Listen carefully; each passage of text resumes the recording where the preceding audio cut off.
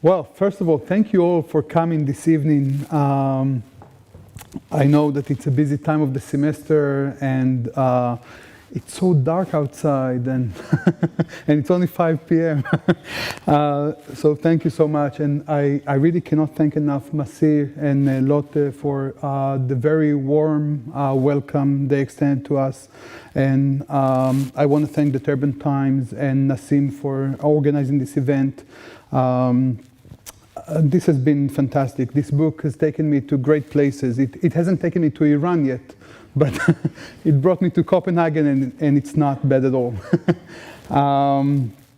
When publicity about this book started to appear, it garnered attention, and I told my wife that I was very happy that it gets all the attention before it's been published, because I'm not sure that people will have the same reaction after they will have read it.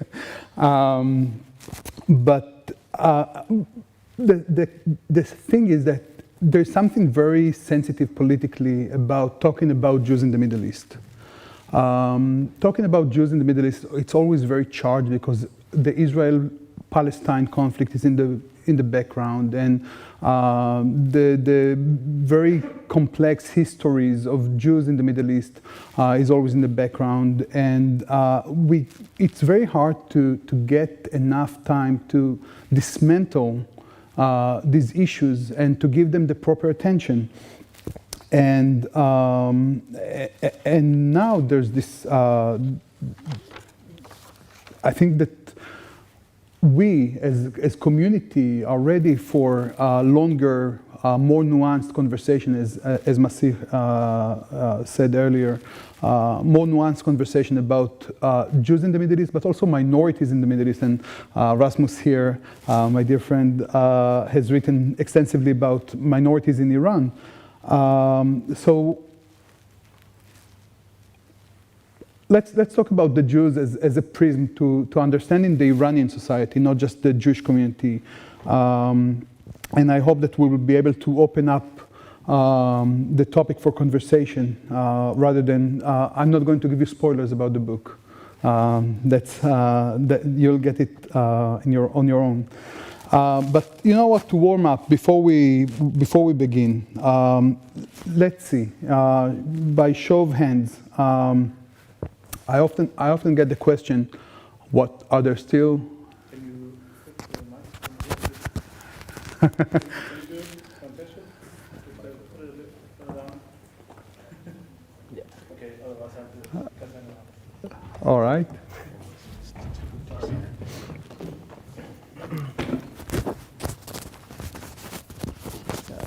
kind of to cut off. Okay. So, is it good now? Yeah? When I present my topic, I say that I study the Jewish communities of Iran, and I'm often being asked, what?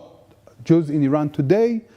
Yes, not biblical times, not Cyrus the Great, Jews in Iran today. So let's ask the question, how many Jews live in Iran today? If you think that A is the answer, B, C. We have a very educated crowd here. Well, C is the right answer. Today, the estimate is that there are between 20 to 35,000 Jews living in Iran. I first got to this specific topic, issues of Zionism in Iran, or Zionist identities in Iran, which has become very central to my work and the book project a couple of years ago, when I received an email inviting me to write a chapter for a new textbook commissioned by the Ministry of Education in Israel. And they decided to write a new textbook on the Middle East and asked me to contribute a chapter on Iran. I thought that it was great. I thought that it was a great opportunity. A new textbook was absolutely overdue. And I was happy to be given the opportunity to fix some of the misconceptions of Israelis regarding Iran. I agreed immediately and set to write my short, no more than 10 pages chapter describing the 20th century in Iran. Just imagine how easy it is to write an entire century into 10 pages. I wrote a chapter on Iran in the 20th century. I described the political revolutions, starting with the constitutional revolution of 1906, the overthrow of one monarchy in favor of another, and then overthrowing the Pahlavi monarchy in favor of establishing the Islamic Republic. I wrote about the fascinating social coalitions that led Iranians through a very turbulent century. And it's been written for Israeli high school students, some of whom are probably of Iranian descent. I added less than 2 paragraphs regarding Iranian Jews in the 20th century. One saying that many Jews supported the Iranian Communist Party, the Tudeh party. The other was about Jews who participated in the 1979 revolution, a topic on which I published an article in the Journal of Iranian Studies and have studied in depth. So I felt that I can write this chapter, this paragraph. The chapter was sent to reviewers. One of them is a very senior scholar of Iranian studies in Israel. Next to my 2 sections, there were very few comments overall, but next to these 2 paragraphs on the Jews, he wrote, "No!" exclamation mark. Iranian Jews in the Communist Party were too few to count. Vast majority of them were Zionist or something to that extent. And near the paragraph on Jews in the revolution, he wrote, "Jews overwhelmingly supported the Shah. Only very few of them joined the revolutionaries, and they did so only after the loss of the Shah became evident." My immediate response was mostly surprise. I thought to myself, how could he reduce the history and identity of 100,000 individuals into a single dimensional thing in both cases? We already know that Jews were a prominent part of communist parties in other Middle Eastern countries like Iraq, Egypt, Morocco, and others.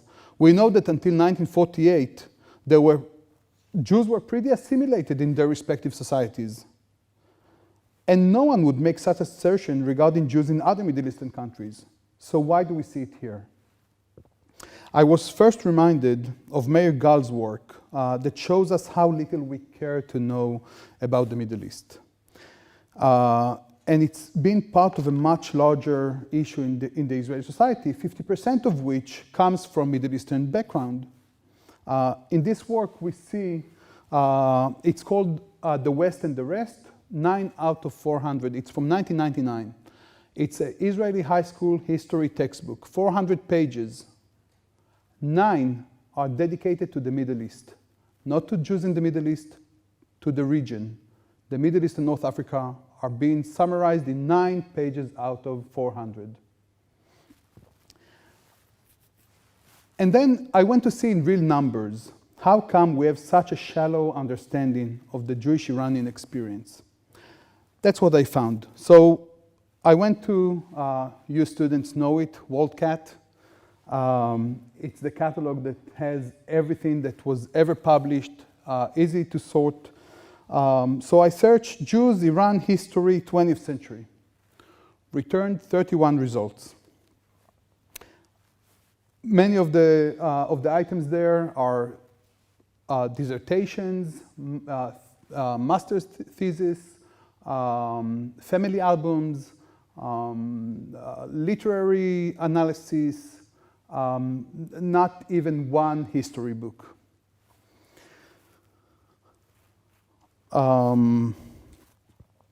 You see, many of it is self-published books.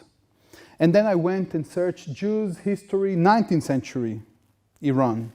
10 results. And actually 2 of them are really good books, history books, but only 10. When I searched the broadest term, Jews, Iran, history, it returned 390 results. Now let's compare it to other cases. Jews, Egypt history, 20th century. So I just replaced Iran for Egypt. It returned 105, not a whole lot, but 3 times more than what we had in Iran. Jews, Iraq, 20th century, 122 results. Jews, United States history, 20th century, 1,503. Jews in China, I did not know that there are Jews in China, and yet it returned 154 results. And you know, searching the obvious, I went to Jews, Germany, history, 20th century, and you got 2,794 results. So with such thin body of scholarship, there's really nothing to be surprised with at the superficial understanding of the Iranian Jewish experience. So I want to provide a quick overview of history of Zionism in Iran. Zionism first came to the fore in Europe as a national movement of the European Jews. In a way, it was a reaction to the European Enlightenment and nationalism. We see the conversation in the Jewish communities regarding Zionism in the 1890s onward, and we see a movement that offered Jews decent existence in a place that would not reject them as Europe did, or even truer would you say, as Eastern Europe did. There were many paradoxes in Zionist thought that because of our short time, I cannot cover, but one of the biggest among them was that the great promise of Zionism was to allow Jews becoming fully European when they migrate out of Europe. Then we can talk about other paradoxes about Herzl and internalizing anti-Semitic stereotypes. And my favorite of all is, we don't believe in God, but he promised us this land. At this point, no leader of the nascent Zionist movement even considered the Oriental Jews as part of the future Israeli or Zionist societies. The Oriental Jews themselves, having had very different experience in the 19th and early 20th centuries, did not articulate a clear response to the political development in Europe. Moreover, the Jews of the Middle East had not undergone the process of secularization that was essential to the Zionist paradigm, and maintained the religious perception of Eretz Israel, Ottoman mandatory Palestine, the land of Israel, as the Holy Land. Jews from the Middle East and Iran immigrated in small numbers to Palestine throughout the ages, but we have to remember that the region was part of the Ottoman Empire, so travels were indeed very common, especially for pilgrimage and the economy that facilitated it. The message of political Zionism first struck chord with Jewish Iranians in 1917, following the Balfour Declaration, that came at the same time of the first disillusion Iranian Jews experienced with the outcomes of the constitutional revolution. All of a sudden, the promise of relocating to a place of their own sounded rather tempting. Iranian Jews established Zionist associations to teach Hebrew and handle the preparation for a mass exodus. However, shortly after, in 1925, with the ascendance of Reza Pahlavi as the new Shah, who overthrew the Qajar dynasty, the new national project and the vision for a new Iranian society, with almost a diminished role of religion and an emphasis on ethnic identity, made the Jews shelve their plans for relocation. Reza Shah removed all the laws that barred Jews and other minorities from living in certain areas, engage in some occupations and join the army, for example. Jews have now become nominally equal part of the Iranian society. Zionism remained a more clandestine, underground operation. Zionist organizations could operate openly in some fields and then were banned altogether in others. Sympathies to Zionism and different interpretations of Zionism started to split the communities in the 1930s. Shmuel Chaim, the person that we see in the photo here, the Jewish representative to the Majlis, had a harsh disagreement with another Jewish dignitary, Lokman Nahorai. While Nahorai espoused the interpretation and perhaps the practice that Jews should join full force the Zionist international organizations, Chaim believed that Zionism is overall a positive development. But Iranian Jews should fight for the rights and status in Iran and not to forfeit it for any messianic dream. Chaim published a newspaper called the Chaim, Life, in which he preached for integration efforts for the Jews, participation in political life, and developing of national consciousness. Chaim was actually executed by Reza Shah for mostly false accusation of being complicit in an attempt to assassinate him. In any case, following this incident, any non-Iranian organized movement was banned from operating in Iran. World War II changed things around once again. In 1941, the Allied armies invaded and occupied Iran and forced Reza Shah to abrogate in favor of his son Mohammad Reza. who opened the political sphere to any and every political movement, including Zionism. For the first time, Zionist organizations based in mandatory Palestine opened headquarters in Tehran and other Iranian cities to care for the needs of the Jewish Polish refugees that had arrived in Iran, but that's part of another story. In any case, after seeing the Polish refugees who fled Europe, first from the Nazis and then Stalin's Soviet Union, Iranian Jews went through a couple of stages. One, the leadership recognized the need to help their brethren over in Europe, escape Nazis first and then to help them establish national home. This obviously made the case for Zionism in Iran, and more Iranians connected to the message of Jewish redemption a la Zionism. Another thing that happened among Jews was that, like non-Jewish Iranians, they found political home in the newly formed Communist Party, the Tudeh. They supported it and joined it for many reasons. Communist ideology was not one of the main reasons. The main reason was the Tudeh Party being the fiercest opposition to fascist forces in Iran and outside Iran, and their struggle for egalitarian society, something that resonated with the Iranian Jews that were still lower class, broadly speaking. Jews published communist-leaning newspapers, and some Jews were among the top ranks of the party. So here we see one of the first communist Jewish newspapers. It's called Nisan, and the other was Bnei Adam. These were important newspapers. They reached readership well beyond the Jewish community. And in fact, in times when the official communist newspapers were banned, the Jewish newspapers became the mouthpiece for the party leadership. However, we have to remember that mainstream Zionism was a socialist movement. The socialist elements of the movement were extremely dominant and extremely socialist. At around the same time of the 1940s, they established the kibbutzim in future Israel.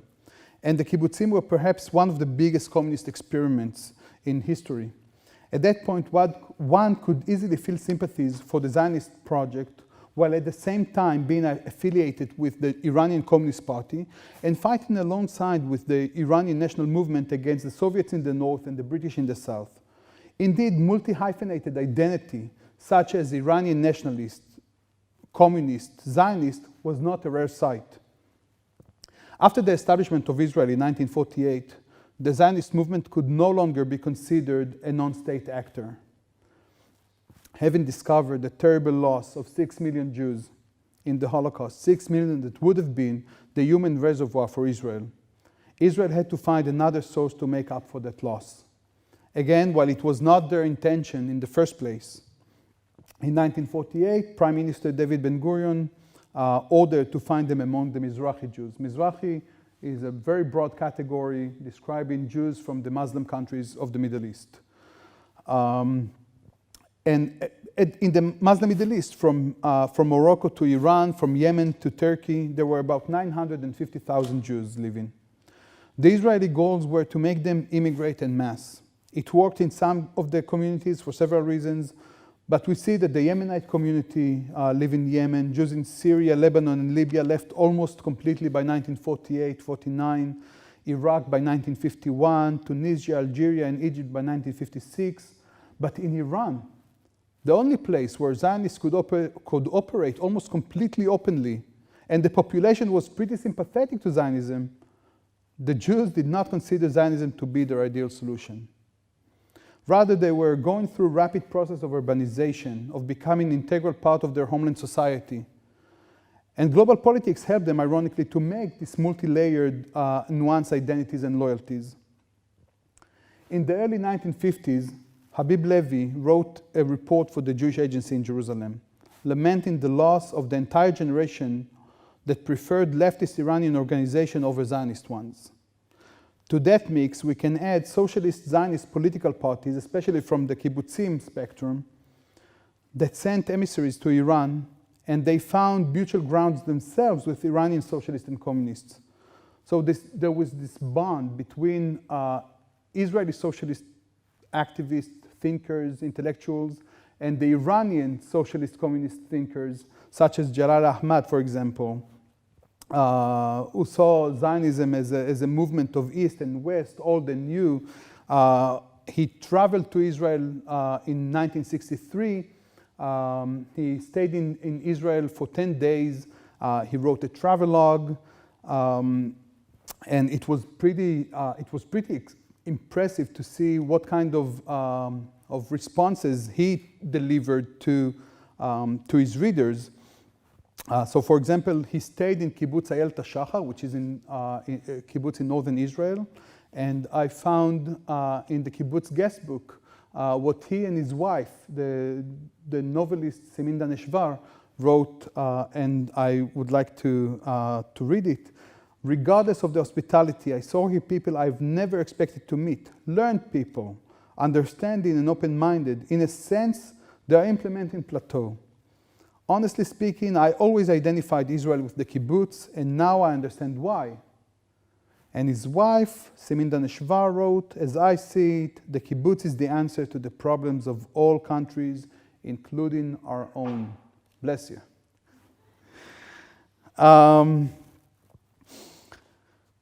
In those times, we see Zionist and Israeli involvement in Iran, in the Jewish life in Iran. Zionist clubs and youth movements were active. However, Iranian youth did not engage Zionism as Israeli officials had hoped. Indeed, Zionism had become more complex than in 1917. The 25,000 Iranian Jews that had immigrated to Israel between 1948 and 1951 were the poorest and neediest of Iranian Jewish communities. There were myriad stories at the time of Jews who had immigrated and returned, or immigrated and wanted to return. The important thing was that Iranian Jews overall had a sober idea of what was waiting them on the other side of the Zionist story, unlike other Jews from the Middle East. A telling example is given in Stanley Abramowitz, one of the JDC directors in Iran. JDC is the Jewish Distribution Committee, the biggest Jewish aid organization. He wrote in a report in 1951 of one instance of Jews from Nehevand who immigrated to Israel. And he writes, "The letters that come from Israel dampen all spirits. The Iranian Jew is not the chalutzik, pioneer type. The ordeals of present-day life in Israel have left him discouraged, longing to return to his damp, dark ghetto room, for he has been used to that room and even liked it.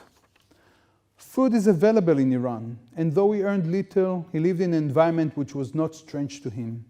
The language, the people, the life was familiar. Israel is not. As a Persian, he is looked down upon. The letters that come back from Iran complained about the shortage of food. Nehevand received a letter and a Torah scroll from their brethren in Israel. The Nehevand Jews in Israel signed their names on that piece of scroll, and in the accompanying letter they wrote that they took an oath by the Torah from which they sent a piece, that their brethren in Nehevand will not come to Israel now. Anyway, not until they inform them that the time is more suitable. And Nehevand is a God-forsaken place in the mountains of Loristan, cut off from the outside world. Yet the Lenchlight in Israel adjured them to remain in Nehevand. Another family is advised not to leave for Israel until their son Joseph is married. Joseph is 1 year old. Another interesting and nuanced interpretation comes from Elias Eshakian. Elias Eshakian was a teacher and principal of Alliance schools in Iran for over 25 years. He wrote in his memoir, Iran has been my homeland, Vatan, and Jerusalem has been the source of my belief in God and my Qibla. This quotation suggests yet again that many Iranian Jews had different interpretations of Zionism than the one that the Jewish Agency in Israel advanced. Eshakian was a role model for many Iranians, and it is clear that his national identity of Iranian did not interfere with his religious identity as a Jew. He proudly projected this combined identity throughout his career, which may have inspired and encouraged many of his students.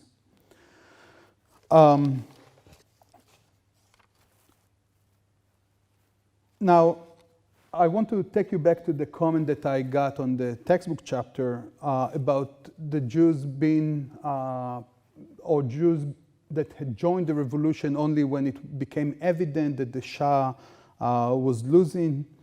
And I want to tell you the story of 1979 and the revolution in Iran, in the Jewish community. So in March 1978, almost a full year before the Shah left Iran, in the elections to the leadership of the Jewish community, a young group of revolutionaries won the elections to the leadership of the community with the clear ideology of participating in the revolutionary effort. This group was made of, it was led by two activists. One of them is Arun Yashaya and Aziz Daneshrad. They were in prison for anti-Shah activism. In prison, they came to know the leaders of the revolutionary movements. They decided to help recruit the Jewish community, and they did pretty well. They won the elections. And this was, again, almost a year before the Shah lost his position. And they published a newspaper called Tammuz, in which they tried to connect Jewish tradition, Jewish heritage to the revolution, to the rebuilding of the new Iranian society. It was another publication that tried to connect the Jewish communities of Iran with the Jewish communities of other countries. It was highly critical of Zionism. This is, for example, a picture of the demonstrations of September 1978 in Iran. And we see in this demonstration there were 12,000 Jews in Tehran. And we estimated that at the same time the Jewish population of Tehran was about 40,000. So it means that over a quarter of the population was on the street that day. Another story is of the Jewish hospital, the Sapir Hospital in Tehran, that during the revolution was the only hospital that treated the wounded protesters without handing them later to the hands of the Savak, the Secret Service. So it became, there was an amazing operation that connected the hospital personnel and the revolutionary movement. They sent out ambulances to collect the wounded protesters from the streets and bring them to the hospital. And by the way, in the hospital, not all the doctors and the administrators were supporters of the revolution. Many of them were supporters of the Shah. Some of them were even personal friends of the Shah. But for them, being involved in this operation was not about supporting the revolution. It was about being good neighbors. It's about being part of the Iranian society. On the, well, you don't see it that well in this photo, but on the sign, on the entrance sign to the hospital, it says in Persian and Hebrew, "Ve'avta lerecha kamocha," and love thy neighbor like thyself. And this was their philosophy.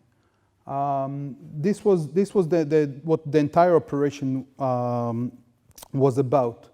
And then they were recognized by the administration, by the revolutionary government after the revolutionary succeeded. And I want to tell you one more story about a TV show in Iran in April 1979. It was Passover. And the first few months after the revolution were sort of, it was on the borderline between dystopia and utopia. But one of the things that was very important for some of the fragments of the revolutionary movement was to show that the new Iranian society is going to be an inclusive one, something that every Iranian will be able to find their place in the new Iranian nation. And in April, they decided to dedicate a program to Passover and to examine the revolutionary values of Passover. And they talked about how, just like the Israelites in the story of Passover, the Iranians went from dictatorship to freedom with the revolution. They talked about, well, they also compared Khomeini to Moses, but this is another story. And the two guests in the studio were Rabbi David Shofet, the son of the religious leader of the Iranian community, Rabbi Yedidia Shofet, and the second guest was Muhandes Aziz Daneshrad, who was a very prominent, I mentioned him, he was a very prominent political activist in the Jewish community. He was a communist, he served time in prison, and also he was a member of the first constitutional drafting committee after the revolution. And they invited the communist and the rabbi to talk about Passover. And before the end of the show, the host asked a very, I should say, a very explosive question. And the question was, is it true that all the Jews are Zionists? And to say something like that in April 1979, when Zionism means something very specific, which is loyalty to Israel, and this was part of the rhetoric of the revolution. To ask something like that is very charged, to say the least. And it took them a few seconds to even understand what was going on there. And Rabbi Shofet was the first to respond. And he said, "What is Zion, do you know? Zion is the biblical name of Jerusalem. Loving Zion makes me Zionist, and yes, I'm a proud Zionist, and so are all the Jews. You're a Muslim, right? You pray to Mecca, right? Does it make you a Saudi?" To say to an Iranian, to suggest that Saudi can become anything in their identity. Well, if there's a country that Iran dislikes more than Israel in the Middle East, it may well be Saudi Arabia. But this was, I think that it delivers the sentiment of how Iranian Jews, the many interpretations of Zionism for Iranian Jews. And with the delicate situation between Israel and Iran since 1979, the Jews of Iran were even more courageous to remain true to their own interpretations of Zionism and Judaism. Even after the revolution, Iranian Jews emigrated to the US and much fewer to Israel, and about 25 to 30% of the community chose to stay in Iran. They still recognize the right of Israel to exist and are interested in the goings-on in Israel. They visit Israel, and many of them have relatives there. Even when speaking in public, in the press or in the parliament, they say that the most despicable thing about Israel is not about its existence, but its refusal to become part of the Middle East, to make peace with its Arab neighbors and other issues concerning the ethnic tensions in Israel. And I want to finish by reading a very short quote from one of my favorite memoirs. It's called Journey from the Land of No. It was written by an Iranian Jewish-American author, Roya Hakakyan. And it goes, it's about Passover 1977 in Tehran. Naturally, it caused an uproar at the Seder when Father asked Uncle Ardi to read the Halachma.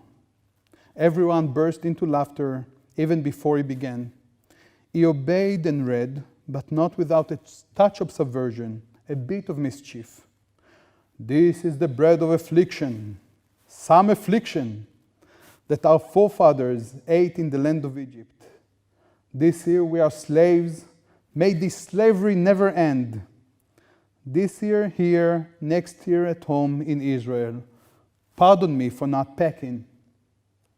The family dreamed of the land of milk and honey, but wanted to wake up in Tehran. After reciting the Halachma, Uncle Ardi asked, So, Hakakyan, are your bags packed or is the flight to Jerusalem postponed for another year? Father smiled and waved him away, assuming his question had been meant in jest. But Uncle Ardi, without the slightest hint at humor, pressed on, really, Hakakyan, why say it? Why not leave it as love thy neighbor like thyself and call off the rest? Thank you very much.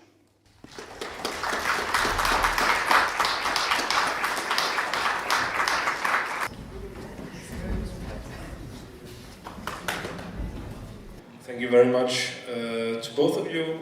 My question is, I have tons of questions, but I'll keep it to one at least, maybe two. But my question for Lior is about the support of Iranian Jews for the revolution against the Shah. You mentioned the Tammuz group.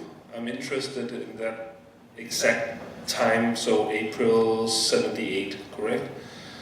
And the newspapers, you showed us a couple of pictures of what kind, how did the Jewish pro-revolution group frame their support for the revolution in terms of the emerging leadership of Ayatollah Khomeini and I think it's fair to say by spring, summer 78, the dominance of Islamist groups. I know there was still plenty of socialist, communist, and many other groups involved, and the Sharik, the Fedayan, and the Mujahideen, and so on and so forth, and even the Tudeh.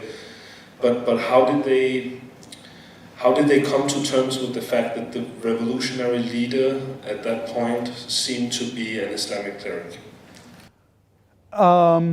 So let me start by saying that when they were trying to pitch the idea of revolution to the Jewish community, what they said is that it's a just struggle against dictatorship, and you know, it's in 30 years later when I was talking to them, they said, when we took to the streets, we didn't go as Jews. We were Iranians. We were protesting the same dictatorship that our compatriots were struggling against. So it wasn't a Jewish issue for them. Like, they didn't try to frame it as a Jewish issue. It was us as Iranians, we have to go to the streets to protest against the dictatorship and the injustice of this government. And the person that was of the revolutionary movement that was closest to the Jewish community was Talekani. And broadly speaking, I mean, nobody realized, and I think that you would agree with me, that nobody realized how big the role of Khomeini is going to be eventually, especially in 1978. It looked like it's going to be maybe the return of the Jabhat Melli. It's going to be the golden age of the Tudeh. Peikar and Fedayin and all those Marxist Islamist groups where, I mean, there were Jews in the Mujahideen. There were Jews in the Fedayin. So they didn't see the characterization of an Islamist Marxist group as something that limits them from joining this group. They were proud to be a Jewish community living in a Muslim country. It wasn't something, so for them, the Islamist definition of these groups was just another type of identification. It wasn't a religious requirement. So that was how they reconciled. And Talekani was very important in the connection with the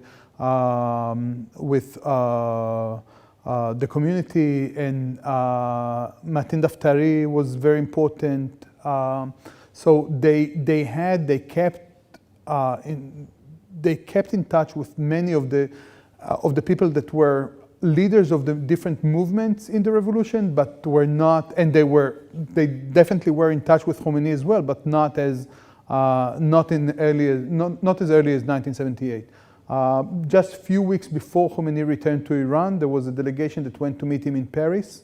of the Jewish community, and they were sure to mention that Jews were participating in the demonstration, and they wanted to make sure that he knew that they were in touch with the revolutionary leaders.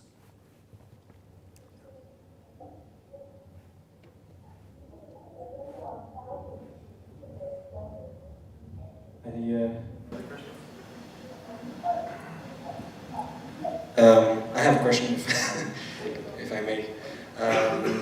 Lior, in the book you mentioned, I don't know what year it was, but that I think a poll was conducted in Israel among Jews with Iranian background on an possible attack on Iran, and I think most of them did want that attack to take place, and I think that was the first time maybe that among the Iranian Jews in Israel, or Mizrahi Jews, I don't know, where they, went against the government policies on attack on Iran. I'm not sure exactly about that, but yeah. So if you can tell more about that. Yeah, so Iranian Jews in Israel, just like other Mizrahi Jews in Israel, are considered to be the political base of the right wing.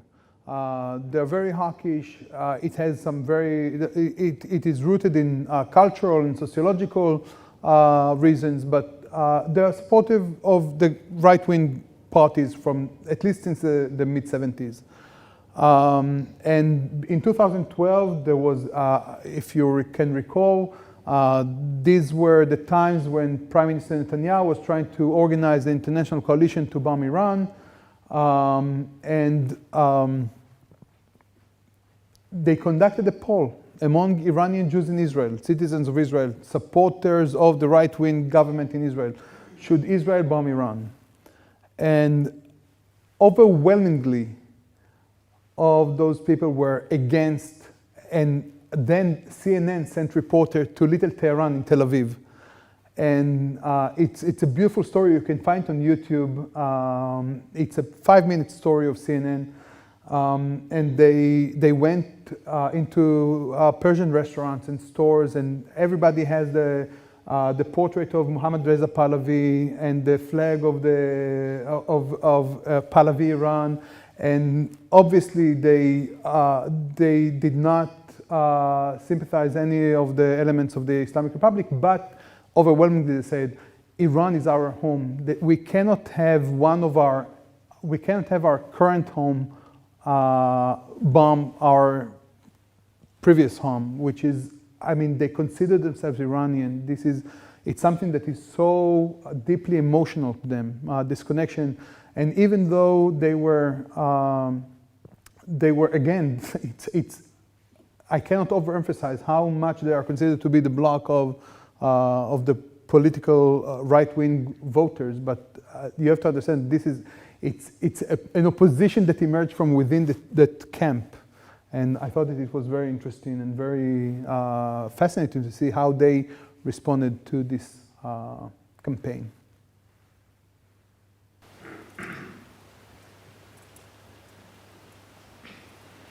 We have a question over there.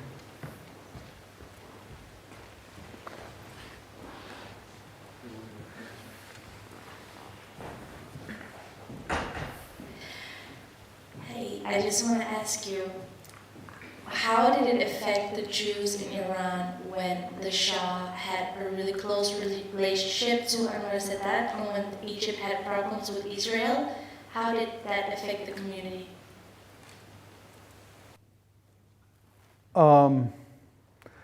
That the Shah had close relationship with the Egyptian President Sadat. I mean, I think that there's another book waiting to be written on 77 to 79. If you think about it, Egypt and Iran switched roles in 79. From the closest regional ally, Iran turned into the biggest regional enemy, and Egypt, from the biggest regional enemy, turned into the biggest ally of Israel. The Shah actually played a significant role, and it's completely forgotten role in establishing the first connections between Israel and Egypt. Much of it was done in secret, and people did not know about it, and even Iranian Jews did not know about it. They were happy, as I said, I mean, a sentiment that was very deeply rooted in the Iranian Jewish community was that Israel must become part of the region. And they were very supportive of the peace agreement, and the peace treaty was supported even by, I mean, on the pages of Tammuz, the very critical newspaper of the Jewish community after '79, they celebrated this peace treaty. So it was something that was seen as a positive development of Israel, and part of the agreement was returning of the entire Sinai Peninsula to Egypt, which was seen as something that, okay, Israel is willing to give up the territory in order to gain legitimacy in the region, and also to gain significant peace treaty. And what they were hoping is that at some point it will continue and will pursue peace treaty with other Arab countries, which, I mean, the next treaty was signed 15 years later and was very different.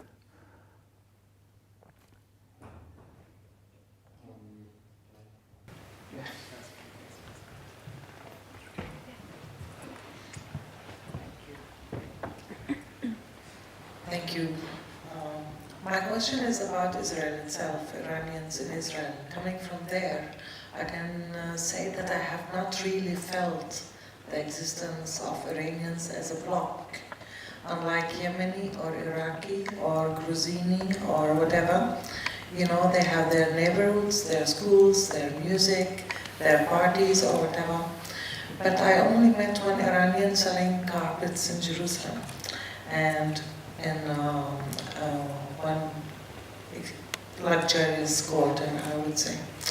So is it because they are not so many, or is it because they were well off, or is it because they are clever in integrating? Why can't one feel them in Israel? They don't shout in the Knesset or in the streets. That's a very good question. It is a very different community in terms from the other Mizrahi communities. Part of it is because they try to distinguish themselves from the Arabs. They were not Arabs. They have community organizations, and they have had publications. I grew up in Holon, which has one of the biggest Iranian Jewish communities. There is a very big community in Tel Aviv and in Jerusalem.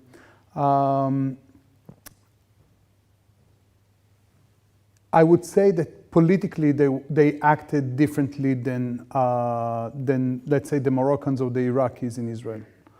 But the first Moshe Katsav, now former president and former prisoner, was the first Iranian minister in '77, a first Iranian-born minister in the Israeli government in 1977. And he was the pride of the community for so long. I think that their integration efforts were done differently, especially during the days of the relations between Iran and Israel. They positioned themselves as a community that really could really become a bridge, actually, between Iran and Israel, or Israel and the East and the Middle East. If you go to Holon, to Bet Koresh, you'll see a very thriving community center, and they have newspapers and publications, and they are organized. I think that it's a more close-knit community than others. They don't try to reach out to other communities in the same manner that other Mizrahi communities did.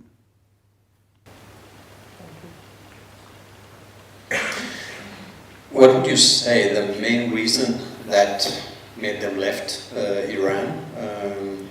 Whether harassed, obliged to leave? I think you mentioned something about maybe they were the poorest. Was it that? I mean, was it the dream of a better life? And where does the dream of this Zionism and that vision of a better life put them, in the current Israel. I mean, their life in Israel now.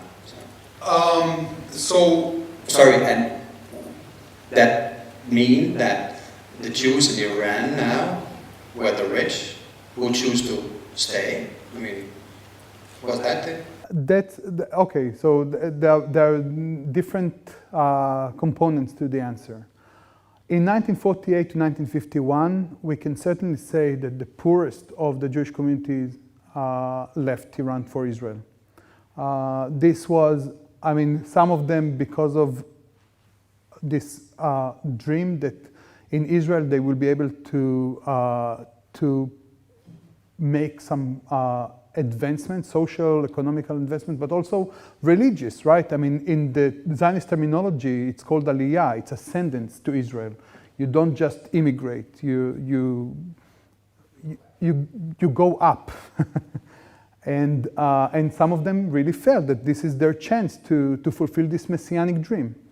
And then from 1951, especially after 1953 onward, the numbers of Jews immigrating to Israel is extremely low. I mean, we're talking about, in 1969, Israel officially ended any attempt to bring Iranian Jews over to Israel. The reports in 1969 said the Iranian Jews should be treated as the well-off communities of the US, Australia, and South Africa. They are not going to leave. So they seized all the operations to bring Iranians over. And in 79, and this is a very important issue to tackle, in 79 it's true that the majority of the community left. By the way, only about 30% of them left for Israel. The rest left for mostly California and maybe 10 or 15% left for Europe. They left, but we should look at it again in the context of what happened in Iran in 79. Tens, hundreds of thousands of Iranians left Iran in these years. And we should look at it maybe in terms of social economic status, class that left Iran. Not the Jews were at that point, they were in the upper middle class, and they behaved sociologically like the upper middle class, went for other places. It's true that many Jews felt more vulnerable in 79 than other Muslim Iranians, but those that stayed were the group of Jews that felt that there's nothing better that they can get in other places. The revolution will, at some point, it will normalize. It will get into a routine, and things will become stable again. I've interviewed people that lived in Los Angeles for 30 years and applied for citizenship in the US only after 30 years because at that point, they realized that they're not going back to Iran. So for 30 years, they still held their Iranian passport and American green card. And only after 30 years, they decided that they are staying in the US. They came to terms with the fact that they are not going back. So even among those, people still lived on the line between other countries and Iran. Iran was always the home base.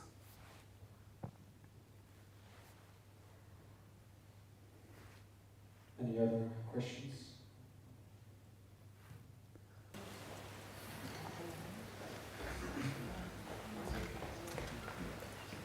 This can actually, I think, Arash, can you hear me?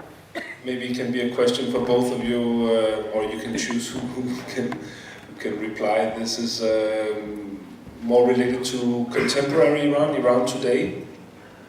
There is this recurrent phenomenon in Iranian public discourse about someone being a Jew, or his family being Jewish, of Jewish origin. Part of it obviously has to do with anti-Semitism, and it can be used as a way of trying to write off someone as being possibly in the pocket of the enemy and a crypto-Zionist. But generally, I think it's also a question of the historical phenomenon of crypto Jews, I guess. Is that the right word?